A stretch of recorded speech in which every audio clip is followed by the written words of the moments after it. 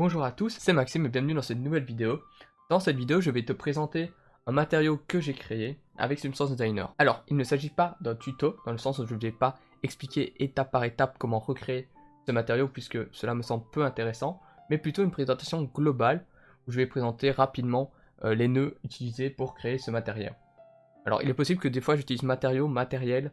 Ce matériau est inspiré de celui de Capone Art sur ArtStation. Évidemment, je le mets en description. Ici, l'exercice était de recréer un matériau existant et de réussir à le déconstruire. Mais il est évident que c'est sûrement pas comme ça qu'il l'a réalisé. Alors, premièrement, il fallait donc déconstruire mentalement ce matériau à partir de ce que je pouvais voir sur son ArtStation. Donc, rapidement, on pouvait s'apercevoir que il s'agissait globalement de cercles et de triangles en son centre. Donc, rapidement, à l'aide de transformations et de blend, j'ai pu créer ceci.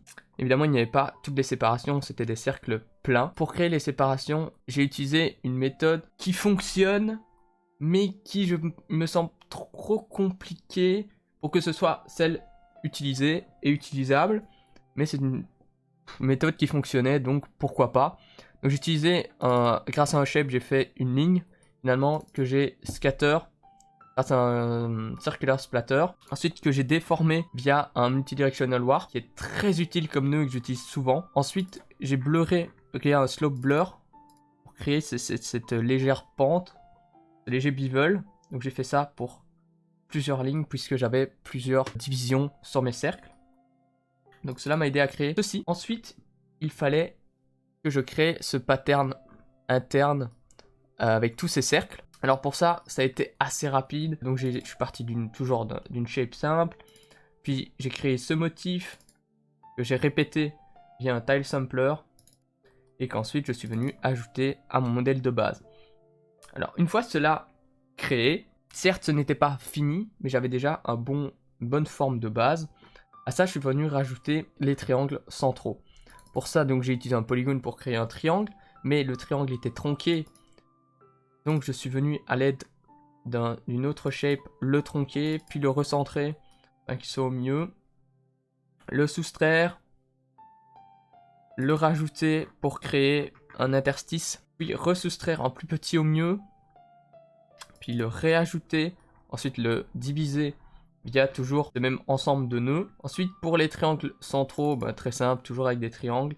La seule petite chose que j'ai faite, c'est via un level, venir écraser des valeurs de blanc, venir tronquer cette pointe pour donner ce côté usé, puisque quand une pierre s'use, il y a tous les coins qui s'aplatissent finalement, et donc pour ça j'ai juste écrasé les valeurs les plus blanches. Ensuite je suis venu les ajouter au tout, toujours à l'aide d'un blend. Ensuite ici j'ai créé les flèches, qui sont peut-être ceux que je suis le moins fier dans ce matériel, mais ça fonctionnait donc j'ai laissé comme ça. La seule petite particularité c'est que ça a été créé via un nœud texte, que j'ai pris en mirror, un bevel, puis un splatter, enfin des choses vraiment très simple. Ce matériel est finalement très simple. Ensuite ici un petit blur pour créer une légère pente, pour que les arêtes soient pas trop nettes.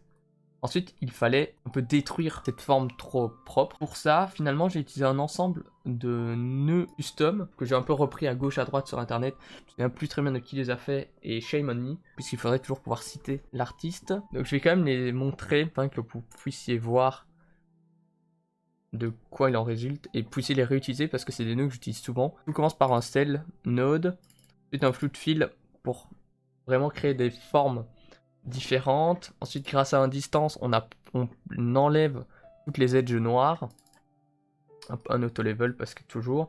Ensuite un directional warp via des noise, puis un edge detect pour venir créer vraiment des formes très différentes, un blur en invert. On reblend tout ça dans un directional. Et ensuite, ça nous crée vraiment des edges entre les morceaux. Grâce à un edge detect, on récupère toutes ces zones noires qui sont en fait nos craquelures, où on aura des trous dedans.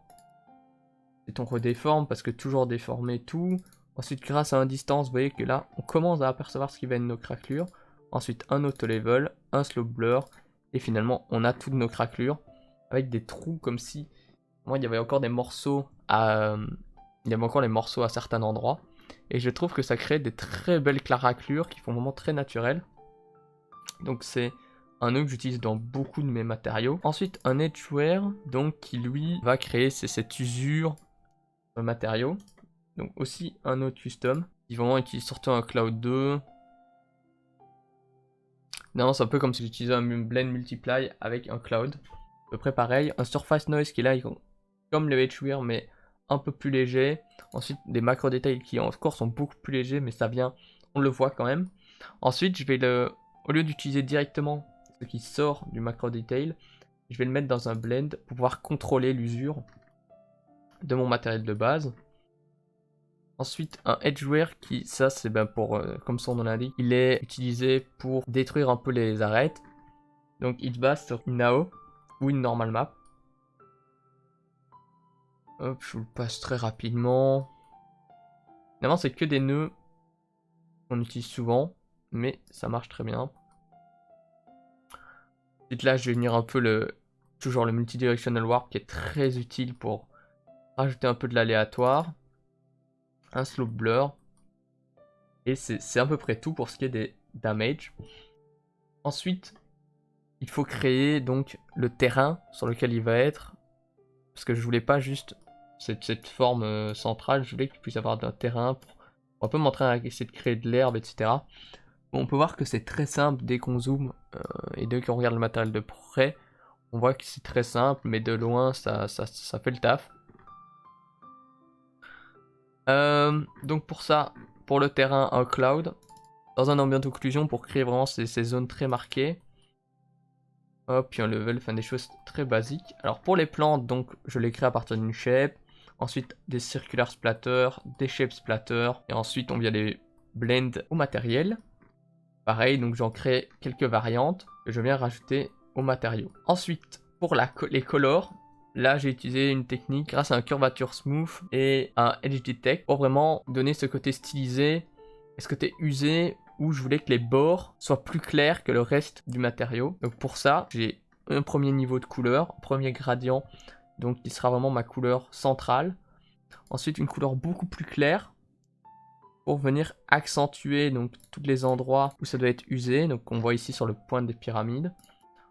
Ici pour tout le reste. Donc ici on voit vraiment que du coup les edges d'un coup deviennent très clairs. Là pour le terrain c'est des clouds toujours. Le cloud 2 est vraiment le nœud que j'utilise le plus.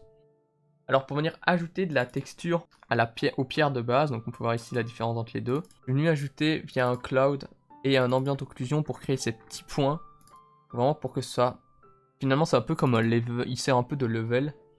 Pour vraiment avoir des zones très noires et des zones très blanches. Hop, ce qui me fait un nuancier vraiment avec tous des pointillés, etc. Que je viens donc blend ensemble. Et finalement, c'est à peu près tout. Ici donc j'ai utilisé un ambient occlusion, donc peut-être on voit mieux les détails des craquelures. Et vraiment ces nœuds custom sont vraiment très efficaces. Et puis j'ai créé juste un alpha pour si je voulais récupérer que le centre. Et c'est à peu près tout hein, finalement. C'était un matériau plutôt simple, plutôt rapide à faire, puisque je pense que je l'ai fait en une ou deux journées. Mais l'exercice, voilà, de déconstruire un matériau existant était pour moi très intéressant, et finalement j'ai pas mal appris, et c'est ça finalement le principal, c'est d'apprendre des choses. Donc si la vidéo vous a plu, n'hésitez pas à la liker, ça aide énormément, à vous abonner, et n'hésitez pas à évidemment faire des remarques, pour le peu qu'elles soient constructives, en commentaire, et on se retrouve dans 2 semaines pour une nouvelle vidéo. C'était Maxime, ciao.